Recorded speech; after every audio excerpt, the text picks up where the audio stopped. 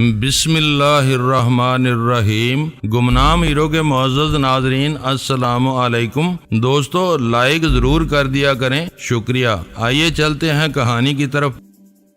हमें तो खुदा ने बचाया है आज, वरना पता नहीं क्या हो जाता। मैंने गन्ने के खेत से आबी को गुजारते हुए कहा, मगर इसके पौधे अभी बस उग ही रहे थे, कोई 1.5 हाथ ऊंचे हुए होंगे। इसमें से निकलकर हम मक्की के खेत में जा घुसे, मगर वो भी हमारी पनाह साबित नहीं हो रहा था। छोटा सा खेत था, वो हम अबूर करके बोला, जल्दी निकल चल यार, वो पलट कर हमें डांस लेंगे। जगत सिंह इन्हें चैन नहीं लेने देगा। इसकी ये बात सुनते ही मैंने दौड़ लगा दी। हम जल्द अज जल्द वहां से निकल जाना चाहते थे। हालात किसी भी वक्त खराब हो सकते थे। कोई 20 मिनट बाद हम शहर की हदूद में दाखिल हो गए।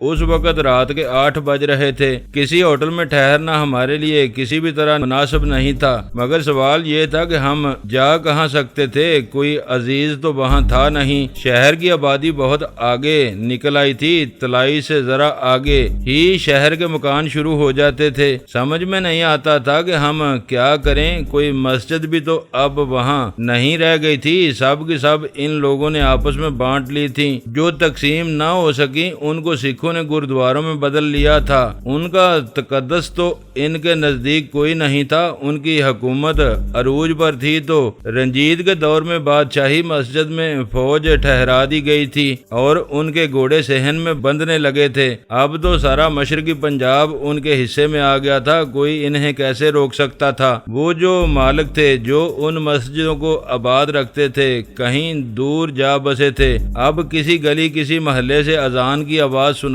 नहीं देती थी और वो यही चाहते थे। इसीलिए उन लोगों ने वहां से मुसलमानों को निकाल दिया था। हम पाले के मारे हुए परिंदों की तरह एक गली में से गुजर रहे थे कि एक दीवार के साथ हमें एक सिख नजर आया। वो शराब के नशे में धुत नजर आता था। पगड़ी उसके गले में पड़ी थी और बाल बिखरे हुए थे। था वो जवान आदमी, मगर किसी जगह से पी पिलाकर निकला था और वहाँ औंधे मुंह आ पड़ा था। इसका एक पांव नाली में आ पड़ा था, मगर इसे कुछ होश नहीं था। ये क्या किस्सा है भाई, इसको उठाना चाहिए कि नहीं? कुछ करो यार, इसकी जेब देखो, शायद इसका कुछ पता मिल जाए। मैंने इस सिख की तरफ हाथ बढ़ते हुए कहा। इसकी आंखें खुली थीं, मगर सोच बिल्कुल मफकूद हो गई थी। आबी ने इसकी जेब में हाथ डाला तो इसमें से एक बटवा निकला। बटवे में कोई 600 रुपया पड़ा था और इसका पता भी वहीं था। मालूम ये हुआ कि वो दशहरा ग्राउंड के अक्कब में बंगला नंबर 205 में रहता है। आदमी वो किसी खाते पीते घराने का दिखाई देता था। लिबास इसका उम्दा था और कोट तो किसी अच्छे दर्जी खाने का बना हुआ मालूम होता था। हाथ में इसके मेहनत मशक्कत के आदी नहीं थे। इसका नाम प्रीतम सिंह था। ये मालूम नहीं हो सका कि वो करता क्या है। आबी ने उसे उठाकर सीधा किया और उसे कंधे पर लटकाकर बोला, कोई टैक्सी मिल जाए तो इसे उसमें लाद कर ले जाते हैं। हाँ आओ, उधर सड़क तक आओ, शायद कोई टैक्सी मिल जाए। बेहोश है ये। हाँ, इस साले ने तो शायद पूरी बोतल ही पी रखी है। होश नहीं है इसे। मुर्दे से ज्यादा भारी हो रहा है। आबी के लिए चलना दूभर हो रहा था, फिर भी वो इसे लेकर सड़क तक जा पहुंचा। उसे एक दुकान के थड़े पर डालकर किसी सवारी का इंतजार करने लगा। ऐन इस वक्त एक तांगा हमें नजर आया तो वो मैंने रोक लिया। प्रीतम सिंह को इसमें डालकर हम सीधे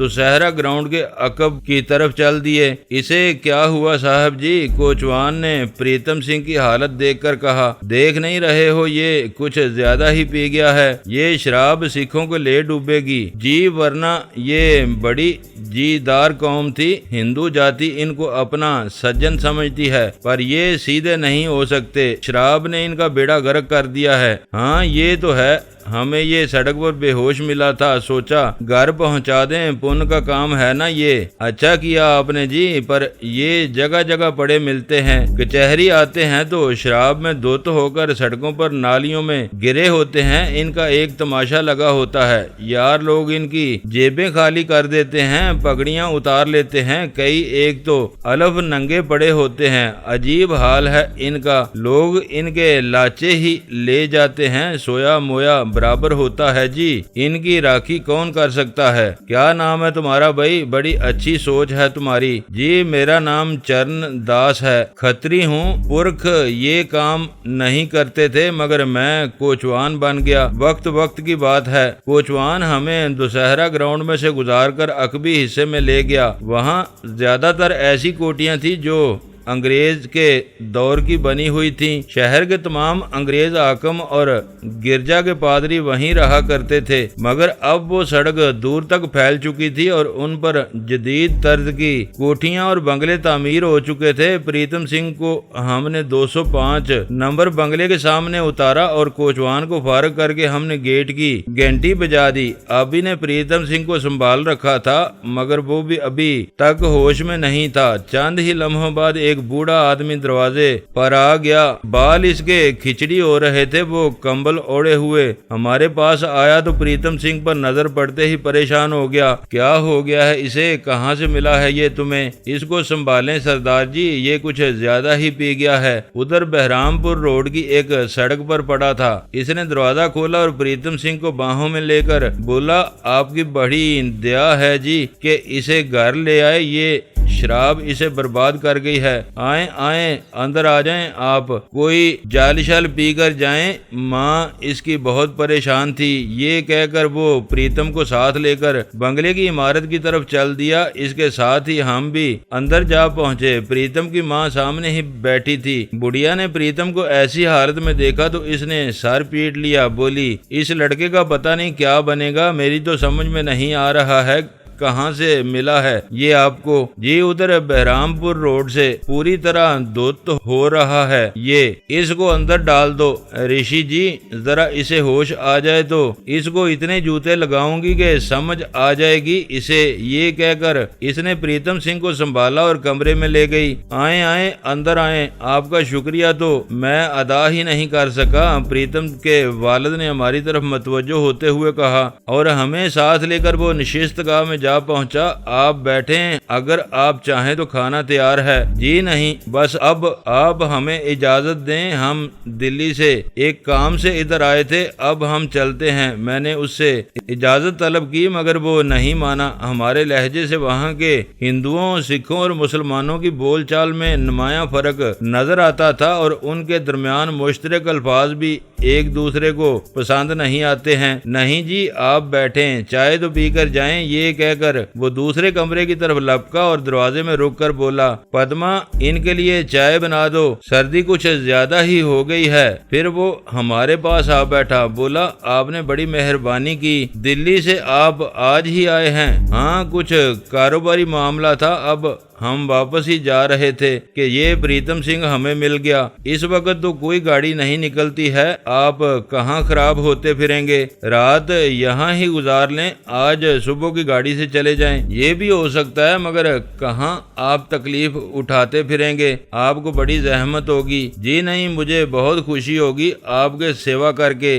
आपके लिए मैं बिस्तर बिछा देता हूँ, जैसे आपकी मर्जी। क्या ख्याल है पीरजादा साहब? ठीक है, हम इधर ही ठहर जाते हैं। आपने अब तक अपना तारफ नहीं कराया। श्रीमान जी, मेरा नाम ऊधम सिंह है, पब्लिक वर्क्स का ठेकेदार हूँ मैं। अच्छा तो ये बात है, मेरा नाम पीरजादा है और ये हाशिम खान है। हम गले का कारोबार करते हैं। इतने में उसकी मुलाजमा पद्मा हमारे लिए चाय ले आई। इसके साथ ढेर सारे फल भी ले आई थी। चाय हम तीनों ने साथ बैठकर पी मगर ऊधम सिंह खाने के लिए बराबर हमारे पीछे पड़ा रहा। कोई 10 बजे तक हम खाने से भी फारग हो गए तो ऊधम सिंह ने हमारे लिए दूसरे कमरे में 2 बिस्तर डाल दिए। वो हम पर कुछ ज्यादा ही मेहरबान नजर आता था और इसके वहमो गुमान में भी ये बात नहीं थी कि इसने किस किस्म के लोगों को घर में जगह दे दी है। हम बिस्तर पर पड़े तो जल्द ही गहरी नींद में खो गए। मैं दरअसल बहुत ज्यादा थका हुआ था। इस सफर ने हमारी सत्या ही खींच ली थी।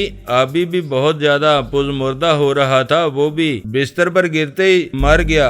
रात रात को 1 बजे के करीब मुझे गुस्ल खाने की हाजत महसूस हुई तो मैंने बिस्तर से उठकर बत्ती जला दी, मगर ये देखकर मेरी हैरत की इंतहा न रही कि आबी अपने बिस्तर पर मौजूद नहीं था। मैं समझा वो गुस्ल खाने में होगा, मगर जब मैं वहां पहुंचा तो अंदर आबी मौजूद नहीं था। मेरा पिस्तौल भी मेरी जेब में नहीं था। इसका मतलब ये था कि आबी इसे भी साथ ले गया था, मगर वो गया कहाँ? गुस्ल खाना भी खाली था और घर के किसी और कोने में आबी को आधी रात के वक्त तलाश करना किसी भी तरह मुनासिब मालूम नहीं होता था। मैंने चाहा कि इसी वक्त वहां से बाहर निकलकर देखूं कि वो किस स्यापे में जा फंसा है, मगर मेरे तसव्वुर में कोई बात नहीं आ रही थी। डर मुझे ये था कि आबी किसी अपने ही स्यापे में ना फंस जाए, मगर इसे तो रात गुजारने के लिए एक छत मुयस्सर आ गई थी। उसे इस घड़ी बाहर निकलने की क्या जरूरत थी? बत्ती जलती रही और मैं बिस्तर पर बैठा इस मामले पर गौर करता रहा, मगर मेरा जहन काम नहीं करता था। कितने ही सिगरेट मैंने इसी उधेड़ मुन में फूंक डाले, मगर मेरी समझ में नहीं आया कि गया कहाँ है। एक ख्याल मेरे जहन में ये भी आता था कि वो कहीं जगत सिंह से ना जा भिड़ा हो, मगर वो तन्हा आदमी इस वक्त कैसे जगत सिंह से निमट सकता था, जबकि इसे मालूम था कि वो पुलिस को साथ लेकर बरनाला गया था। सिपाही अब तक इसके पास मौजूद होंगे। ऐसी बातें तो इन्हें खुदा दे, और वो तादाद में 6 थे, खाली कैसे वापस आए होंगे? और अभी अगर इनसे जा भिड़ा था तो इससे ज्यादा अहमक कोई और नहीं हो सकता था। मगर ये ख्याल मेरे जहन में कुछ ज्यादा आसूदा ना हो सका। मुझे यकीन था कि अभी जगत सिंह की तरफ नहीं गया होगा। इसका हिज़्यान इस हालत को अभी नहीं पहुंचा था कि वो बुरे भले की तमीज किए बगैर ही बाहर निकल जाए। मैं एक बार फिर बिस्तर से उठा और बत्ती बुझाकर कमरे का दरवाजा देखने लगा। वो भिड़ा हुआ था, न अंदर की कुंडी बंद थी और ना बाहर की। दूसरी जानब बरामदा था, मैं इसमें जा ठहरा।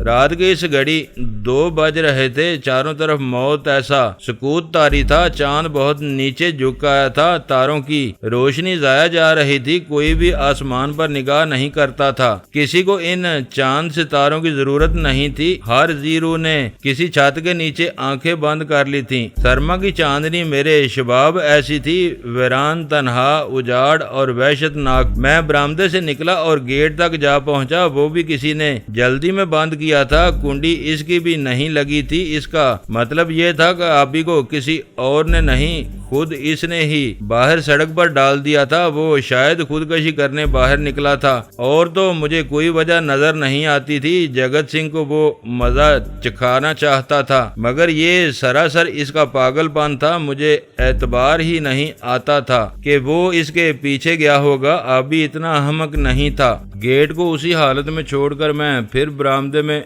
जा ठहरा। आबी ने मेरा इस घर में रात गुजारना मुश्किल कर दिया था। मेरा सुख चैन ही छीन लिया था। कोई ऐसा भी नहीं था जिससे मैं कह सकता कि मेरा यार कहाँ चला गया है। ऊधम सिंह ने बड़ी मरवत दिखाई कि हमें उसने रात गुजारने के लिए बिस्तर फराहम कर दिया। ये उसकी तबई शराफत थी जिसने इसे इस कदर मेहरबान बना दिया, वरना प्रीतम सिंह को घर पहुंचा देने का ये इनाम तो नहीं था। बहुत होता तो वो हमारा शुक्रिया अदा करता और बस, मगर वो कुछ ज्यादा ही आगे बढ़ आया था। मगर अब मुझे महसूस होता था इसकी मेहरबानी कोई और गुल खिलाने को थी। अभी पता नहीं जब आए तो क्या कर आए और मुझे इसकी कितनी कीमत अदा करनी पड़े। बरामदे से हटकर मैं एक बार फिर बिस्तर में जा बैठा। नींद उड़ गई थी। आबी ने मुझे ऐसे शशोपंज में डाल दिया था कि उससे खलासी की कोई सूरत नजर नहीं आती थी। हम परदेश में थे, इस जगह पर थे जहाँ की मट्टी का एक एक जर्रा हमारे खिलाफ था। वहाँ ऐसा नहीं था जो हमारे किसी जुर्म की पर्दापोशी कर सके, हमारी जमानत दे सके। वो मेरे तकदीर जो कुछ कभी कभी चमका करती थी, इस घड़ी बिल्कुल ही रंगत बदल गई थी। बात करने के लिए भी मेरे पास कोई नहीं था। आदमी बेचैन हो तो उसके दिल का इनकबाज लहजा लहजा बढ़ता रहता है। मैं इस घड़ी दीवार को भी मुखातब नहीं कर सकता था, हालांकि किसी मुखातब की मुझे सख्त जरूरत थी। किसी से तो मैं आबी के बारे में बात कर सकता था, मगर वहाँ कोई भी नहीं था था। मुझे यूं लगा जैसे मेरी टांगें शैल होने लगी हैं। कोई नकरस दर्द था जिसने मुझे नडाल कर दिया था। मैं परेशान होकर बिस्तर पर लेट गया। आबी ने मुझे पागल कर दिया था। बिस्तर में लेटे अभी मुझे 5 ही मिनट गुजरे थे कि पहलू के कमरे से मुझे अजीब सी आवाजें सुनाई दी। यूं महसूस होता था जैसे किसी ने गिलास मेज पर दे मारा हो। मैं एकदम उठा और इस कमरे के दरवाजे तक जा पहुंचा जो हमारी तरफ खुलता था, मगर वो दूसरी तरफ से बंद था। गिलास के साथ अब शायद जग भी हरकत में आ गया था। कोई आदमी बारी बारी सांस सीने में उतार रहा था। फिर मुझे कुर्सी घसीटने की आवाज सुनाई दी। इसके साथ ही अलमारी का पाट किसी ने बड़े जोर से खोल दिया। कोई आदमी मुंह ही मुंह में किसी को जबरदस्त किस्म की गाली दे रहा था। मैंने जानबूझकर वो दरवाजा खटखटा दिया। दस्तक की आवाज सुनकर वो आदमी तेजी से उठा और कुंडी खोलकर उसने दोनों पाट वाह कर दिए। मेरे सामने प्रीतम सिंह खड़ा था। इसकी आंखें चढ़ी हुई थी, बाल कंधों पर बिखरे हुए थे, दाढ़ी भी बेतरतीब थी। वो कुर्ता और पजामा पहने हुए मेरे सामने यूं खड़ा था जैसे वो इसी वक्त मेरा मुंह नोच लेगा। बोला, कौन है तू? यहाँ क्या कर रहा है? मैं तुम्हारा मेहमान हूँ प्रीतम सिंह। ये क्या हाल बना रखा है तूने? होश में आते ही तुमने फिर वही काम शुरू कर दिया। शराब से भरा हुआ गिलास सामने मेज पर धरा था और बोतल भी इसके करीब ही रखी थी। तुम कौन होते हो पूछने वाले? ये मेरा घर है, मैं जो जी चाहे करूं। तुम्हें यहाँ किसने ठहराया है? ऊधम सिंह ने। तुम्हारे पिता ने। मुझे तुम्हारी हालत पर बहुत तरस आता है प्रीतम सिंह। ये किस्सा छोड़ दो। क्यों छोड़ दूं? तुम कौन होते हो ये कहने वाले? वो जलील मेरे साथ फ्रॉड खेलती रही है। मैं अब शराब भी ना पीऊं, ये कहाँ लिखा है? ये कहकर वो मेज पर जा बैठा और गिलास हाथ में लेकर बोला, तुमने देखा है उसे? नहीं देखा। प्रताप कौर को तुमने नहीं देखा, वरना ये बात ना कहते। इतनी सोहनी कुड़ी है वो के इसके नाम पर मैं 100 गिलास पी सकता हूँ। लो तुम भी पियो। ये प्रताप कौर कौन है? एक तुमने नहीं देखा उसे, तो फिर तुमने कुछ भी नहीं देखा है श्रीमान जी। मगर अब उसकी शादी हो रही है दरबारा सिंह से। वो खोती का पुत्र दरबारा सिंह लोन तेल की हट्टी चलाता है। वो बनिया साला, मैं उसे गोली मार दूंगा। चूड़े का पुत्र है वो प्रताप कौर, अब इसकी बीवी बन जाएगी। आओ पियो मेरे साथ प्रताप कौर के नाम पर एक गिलास। इसने मेरा हाथ खींचकर मुझे कुर्सी पर बिठा लिया। लो पियो एक गिलास। उसने मुझे भर दिया। मैं मुसलमान हूँ प्रीतम सिंह, मुझे तो तू माफ ही रख, पर ये बता किसी स्त्री के लिए कोई यूं भी जान गुलाता है? प्रताप कौर नहीं तो कोई और सही। नहीं, ये रगड़ा न दे मुझे। हाँ, प्रताप कौर जैसी तो इस शहर में एक भी नहीं। तूने नहीं देखा है उसे, बस यही तेरी बदनसीबी है। ठहर, मैं तुझे इसकी तस्वीर दिखाता हूँ। ये कहकर वो अलमारी की तरफ बढ़ा और वहाँ से एक डायरी में से निकालकर उसने 2 फोटो मेरी तरफ बढ़ाए। ये देख और बता कि इस जैसी कोई सारे भारत मिल सकेगी। और अब वो कुत्ते का पुत्र दरबारा सिंह इसका पति बन जाएगा। तस्वीरें देखकर मैं हैरान रह गया। दोनों ही तस्वीरें काबिले एतराज थीं। प्रताप कौर ने ये तस्वीरें खुदा जाने किस हाल में उतरवाई थी। मेरा ख्याल है वो इसकी असल तस्वीरें नहीं थी। मैं अंदाजा तो नहीं लगा सकता था, मगर मेरा ख्याल है कि इसका चेहरा किसी और बदन पर लगा दिया गया था। चेहरा ये एहसास दिलाता था कि किसी बहुत ही पाकबाज औरत का चेहरा है जो अभी घोंसले से नहीं निकली थी। तस्वीरें मैंने इसे वापस दे दी। इनको संभाल कर रखो, मगर ये तुम्हारी प्रताप कौर की तस्वीरें नहीं हैं। वो ऐसी बदमाश नहीं हो सकती कि कैमरे के सामने इस हालत में आ जाए। वो ऐसी नहीं हो सकती। क्यों नहीं हो सकती? वो हो गई है। ये तस्वीरें मुझे दरबारा सिंह ने भेजी थी। वो मुझे जलाना चाहता है और मैं बोल रहा हूँ, मगर एक गोली तो मैं इसको जरूर मार दूंगा, ख्वाह मुझे फांसी ही क्यों ना हो जाए। देख, तू अपने आप में नहीं है। ये शराब छोड़ दे और होश में आने का इंतजार कर, फिर मैं तुझे बताऊंगा कि ये बदन किसका है और चेहरा किसका। तू क्यों अपनी जवानी खराब कर रहा है प्रीतम सिंह? कहाँ रहती है वो उधर कचहरी रोड पर रहती है। बस ठीक है, मैं तुम्हारी मदद कर सकता हूँ। कल ही हम उसे अगवा कर लेंगे और पाकिस्तान ले चलेंगे, फिर तुम मजे करना। मगर ये शराब तुझे छोड़नी होगी। पाकिस्तान वहाँ कैसे जाओगे? कोई बॉर्डर पार नहीं करने देगा और पाकिस्तान में कोई सिख रह ही नहीं सकता, वो मुझे पकड़कर जेल में डाल देंगे। वो तो ठीक है, मगर तेरे लिए यही बेहतर है। मेरे वहाँ बहुत से दोस्त हैं, तुम प्रताप कौर के साथ वहाँ आराम से रह सकते हो। सच कहते हो तुम? हाँ भाई, कल हम प्रताप कौर को दिन दिहाड़े अगवा कर लेंगे। तुम मेरी मदद करोगे इस काम में? हाँ हाँ भाई, ये तो मेरा फर्ज है। बस ठीक है, कल मैं तुम्हें इसका घर दिखा दूंगा। साली को अगवा कर लो। हटाओ, मैं ये शराब नहीं पीता, मैं अब कभी नहीं पीऊंगा। मैं लानत भेजता हूँ इस पर। लो, ये उठाकर नाली में फेंक दो अभी। मैंने इसकी ये बात सुनकर सारे बर्तन अलमारी में डाल दिए। प्रीतम सिंह कुछ ज्यादा ही मुतमिन हो गया था। बोला, मगर इसे तुम अगवा कैसे करोगे? 3 भाई उसके कड़ियल जवान हैं, आदमी को देखते ही पिस्तौल निकाल लेते हैं। उनकी फिक्र न करो प्रीतम सिंह, वो सब गीदड़ हैं। प्रताप को तो तेरे साथ आने पर राजी होगी ना? हाँ, वो तो मेरे नाम पर जान देती है। बस यही बहुत काफी है, फिर इसका रास्ता कोई न रोक सकेगा। मैं तुम्हारे साथ चलूंगा। पिस्तौल तो तुम्हारे पास भी जरूर होगा। हाँ हाँ, मेरे पिताजी का पिस्तौल है, वो मैं तुम्हें दे दूंगा। ऐसे में वो मुझे बहुत ही मासूम नजर आया। अपना दिल उलटकर उसने मेरे सामने डाल दिया था। इस प्रताप कौर के लिए ही उसने ढेरों शराब पीनी शुरू कर दी थी। इस वक्त रात के 2:30 बज चुके थे। प्रीतम सिंह मुझे प्रताप कौर की बातें सुना रहा था। बड़ा हुजन, बड़ा मलाल था उसकी बातों में। प्रताप कौर के लिए वो वाकई दीवाना हो रहा था। मुझे बंगले का गेट खुलने की आवाज सुनाई दी, हल्की सी। चोर ऐसी एहतियात से दरवाजा खोला गया था। मेरा ध्यान इधर ही लगा था। अच्छा, मैं अब सो रहा हूँ, सुबह मुलाकात होगी। ठीक है, तुम अब आराम से सो रहो।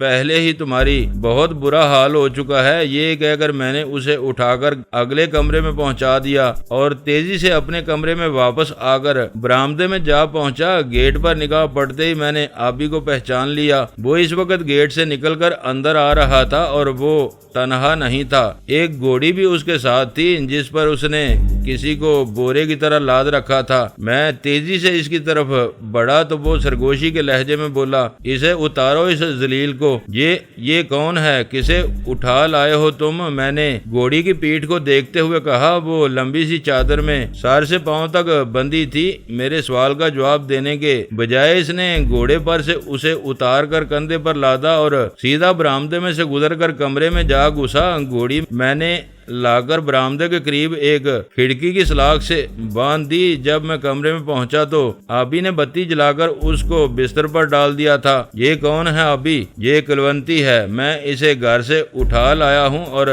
जगत सिंह से कह आया हूँ कि मैं इसे पाकिस्तान ले जा रहा हूँ। वो घर पर नहीं था। एक रुका मैं इसके लिए छोड़ आया हूँ। अब भी इसकी आवाज बहुत धीमी थी। इसे सरगोशी में बात करने का सलीका आता था। ये तुमने अच्छा नहीं किया। ये बेचारी क्या सोचेगी? तुम इसे मजाक समझते हो? हमारे पीछे इसने पुलिस लगा दी। वो खुद उनकी रहनुमाई कर रहा था। इसकी यही सजा है। मैं उसे बख्श नहीं सकता था, मगर इसका करोगे क्या? इस बेचारी का क्या कसूर है? ये भी इसकी तरफदारी करती थी। इसी ने इंदिरा गांधी का ताना दिया था हमें। कुलवंती बिल्कुल बेहोश थी। आबी ने उस पर लिहाफ डाल दिया था। इसका सिर्फ चेहरा ही नजर आ रहा था। ये घोड़ी किसकी है? ये भी इसी की है। हवेली में बंदी थी, मैं ले आया। मगर इस तक तुम कैसे पहुँचे? दीवार फांद कर मैं अंदर चला गया था। जैसे ही मैंने उसे आवाज दी, इसने दरवाजा खोल दिया। जगत सिंह घर पर नहीं था। इसको देखते ही मैंने इसका सर दीवार में दे मारा। ये बेहोश हुई तो मैं इसे लेकर बाहर आ गया। घोड़ी पहले ही मैंने दरवाजे पर खड़ी कर रखी थी। तुमने अच्छा नहीं किया है आबी। ख्वाह मुख्वाह तुमने अपने इतने सारे दुश्मन पैदा कर लिए हैं। जगत सिंह किसी एक आदमी का नाम नहीं है। तुम अपनी ये तकरीर बंद रखो और बरामदे में जा लेटो। मैं जानू और मेरा काम, मैं जगत सिंह को माफ नहीं कर सकता था। ये कहकर इसने मेरे बिस्तर पर से लिहाफ उठाया और फिर चारपाई उठाकर इसने मेरा बिस्तर निहायत ही एहतियात से बरामदे में बिछा दिया। बोला तुम इधर लेटोगे, मैं कुलवंती को जगाकर इससे बात करूंगा, तुम अंदर नहीं आओगे। ये मेरा फैसला है, कतई फैसला, और अगर मैं तुम्हें ऐसा न करने दूं तो ऐसा मत बोलो मैंने दिल में अहद कर रखा था, खुदा के लिए इधर लेट जाओ। वो अब भी सरगोशी के लहजे में बात कर रहा था और घर वालों को कतन खबर नहीं थी कि वहाँ क्या हो रहा है। इसका लहजा बहुत ही करख्त हो गया था, पता नहीं इसे क्या सूझ रही थी। मेरा दिल चाहता था कि मैं इसको रोक लूं, मगर बात इतनी बढ़ जाती कि वहाँ से हमारी गुलू खुलासी नामुमकिन हो जाती। ऊधम सिंह ऐसा उद्यम मचाता कि हमारे रोके से वो कभी ना रुक सकता, मगर इसके बावजूद मैं कुलवंती को इसके हाथों यूं जलील होते नहीं देख सकता था। अभी उसे इसकी मर्जी के खिलाफ अगवा कर लाया था। इसमें कुलवंती की मर्जी का कोई दखल न था। यही वजह थी कि मैं आबी के हाथों से उसे बचा लेना चाहता था, मगर ऐसा मुमकिन नहीं था। हाँ, आबी की दोस्ती से मैं हमेशा के लिए दस्तकुश हो सकता तो सब कुछ मुमकिन था। उसे सिर्फ सख्ती ही से रोका जा सकता था, मगर इसका मैं मुतहम्मल नहीं हो सकता था। तुम इसके साथ क्या करना चाहते हो? कुछ नहीं, तुम बेफिक्र रहो, इसे कुछ नहीं होगा। ये कहकर उसने बत्ती बुझा दी और मुझे दरवाजे की तरफ जाने का इशारा करने लगा। वो मेरे सामने ही खड़ा था। इसका अब मुझे हेबला सा दिखाई दे रहा था। उसकी नीयत मुझे नेक नजर नहीं आती थी। वो कुलवंती से मगवैया ऐसा सलूक करना चाहता था। इसके चेहरे से ये बात साफ नजर आती थी। मैं दरवाजे की तरफ बढ़ा तो सही, मगर जैसे ही इसने पट दबाने के लिए हाथ आगे बढ़ाया, मैंने पलटकर इस हेबले की गर्दन पर हाथ डाला और पूरी कुव्वत से मैंने इसकी रगे एहसास मसल दी। मेरा जहन बुरी तरह उलझ गया था। पहली बार मैंने आबी को अपने हाथों से बेबस कर दिया था। वो घूमकर दरवाजे के पास ही गिर गया तो मैंने बत्ती जला दी। इसकी सारी कुव्वतें बेकार हो गई थी। आंखें इसकी अभी तक खुली थीं, मगर वो देखने से आजिज थीं। इसे मैंने इसी हालत में कंधे पर डाला और तेजी से बरामदे में से निकलकर घोड़ी तक जा पहुंचा। अपने सामने इसको लिटाकर मैं घोड़ी की पीठ पर जा चढ़ा। हमारा वहां ठहरना किसी भी तरह मुनासिब नहीं था। मुझे यकीन था कि कुलवंती सुबह जागेगी तो अपने घर का पता खुद बता देगी। जगत सिंह के पास वो जल्दी पहुंच सकती थी। इसे अपने साथ ले जाना किसी भी तरह मुनासिब नहीं समझता था। आबी को घोड़ी पर लाद कर मैं इसी वक्त गेट से बाहर निकला और सीधा शहर से बाहर की तरफ चल दिया। वीरान सड़कों पर इस वक्त भी इधर उधर फिरते सिपाही मेरे लिए 100 किस्म के खतरे पैदा कर सकते थे। आबी कुछ ज्यादा ही नडाल हो गया था। इसके लिए वो तजर्बा बिल्कुल ही अनोखा था। मैंने उसे कभी इस राह से नहीं गुजारा था। वो लाश ऐसी सूरत में घोड़ी पर पड़ा रहा और मैं उसे लेकर सोहल की तरफ चल दिया। वो कस्बा गुरदासपुर से ज्यादा दूर नहीं था। पक्की सड़क वहां से अमृतसर तक गुजरती चली जाती थी। आबी को साथ लेकर मैं शहर से कोई 2-2.5 मील आगे निकला और फिर सड़क से उतरकर मैंने आबी को घास पर लिटा दिया। इसको होश में लाना बहुत जरूरी था। इसके मुंह पर मुंह रखकर मैंने अपने फेफड़ों में वाफर मिकदार में हवा दाखिल की। इसके गले की मालिश से खून की रवानी दुरुस्त हुई तो वो कोई 15 मिनट की तगो दो के बाद होश में आ गया, मगर अब भी वो बहुत ज्यादा नडाल था। उठ जा, अभी बड़ी देर हो गई है यार, एक दिन बीच में से गुजर गया है। मेरी आवाज वो सुन रहा था। बड़ी मुश्किलों से उसने आंखें खोली। हाथ पांव की हरकत से मैंने महसूस किया कि वो अब बेहतर महसूस कर रहा था। उठ यार, तेरी नींद ही लंबी हो गई है। उसने बड़े गौर से मुझे देखा और बोला, ये तूने क्या कर दिया था? तू बिल आखिर मेरा दुश्मन ही निकला, मुझे भी नहीं छोड़ा तूने। तेरा वहम है यार। उठ, अब दरमियान में से पूरा एक दिन निकल गया और तू अभी तक बेहोश है। अब वो मेरी आवाज ज्यादा बेहतर तौर पर सुन रहा था। बड़ी दिक्कत से वो घास पर से उठ बैठा और बोला, मुझे क्या हो गया था जैलानी? तू ऐसा सख्त हाथ मारता है आदमी पर, मुझे शायद नई जिंदगी मिली है। हाँ, लगता तो ऐसा ही है। तेरा गला तो ठीक है ना? थूक निकल सकता है ना? हाँ, मगर दर्द बहुत है। यहाँ। वो कुलवंती क्या हुई? वो तेरे हाथ से बच गई, अब वो घर चली गई होगी। हमने उसे ऊधम सिंह के मकान पर छोड़ दिया था। उठ अब। बहुत बुरा किया तुमने जलानी, तुझे इससे इतनी हमदर्दी क्यों थी? तेरे लिए यही बेहतर था अभी, बहादुरी इसी में थी कि तू इसे माफ कर देता, और फिर कुलवंती का तो कोई कसूर नहीं था। यार जी उठो, अब बहुत देर हो गई है। चल यार, तेरा ये सितम भी देखना था। मुझे अब पता चला कि तू आदमी को कैसे बेहोश कर देता है। आदमी को तो जिंदगी खतरे में पड़ जाती है। मैं कब तक बेहोश रहा हूँ? मैंने कहा ना कि पूरा एक दिन गुजर गया, अब रात का आखिरी पहर है। चल घोड़ी पर बैठ। ये कहकर मैंने उसे अपने पीछे बिठाया और हम सोहल की तरफ चल दिए। अब किधर जा रहा है तू? सामने सोहल है और सुबह करीब है। मेरा ख्याल है कि हम वहाँ किसी होटल में जा रहते हैं। मैं बहुत थक गया हूँ। हाँ, ये बेहतर रहेगा। कोई अच्छा कस्बा है, अच्छा ही होगा। मैं भी पहली बार ही इधर जा रहा हूँ यार। सड़क पर इसके नाम का बोर्ड लिखा था, वही देखकर कह रहा हूँ कि सामने सोहल है। चल भाई, मैं तो तेरे इस हाथ को हमेशा याद रखूंगा। तुझसे तो बहुत दूर रहना चाहिए आदमी को। देख कहीं तू मुझसे नाराज तो नहीं है? ये बहुत जरूरी था अभी। आदमी की बहादुरी ये नहीं है कि वो मरे को और मारे। जो नहीं गिरता इसे गिरा लो, मगर इससे आगे नहीं। ये मर्दानगी नहीं, दुश्मन को भी जीने का हक हासिल है। वो तो मैंने देख ही लिया है। बहरहाल कुलवंती हमें याद रखेगी कि हम क्या कुछ कर सकते हैं। हाँ ये तो है, और जगत सिंह भी हमें कभी नहीं बुला सकता। मगर था वो बहुत ही नामर्द, पता नहीं वो मशहूर कैसे हो गया। मेरा ख्याल है इसकी शोहरत में कुलवंती का हाथ है, वरना वो ऐसा है नहीं। ये बात नहीं है अभी, बल्कि मेरा ख्याल है वो साला मुतासब सिख है। हमारे वो किसी काम नहीं आया तो इसकी वजह यही थी। अच्छा, अल्लाह को शायद यही मंजूर था। अभी ने सब कुछ खुदा पर छोड़ दिया था। पहली बार उसे अपनी बेबसी याद आई।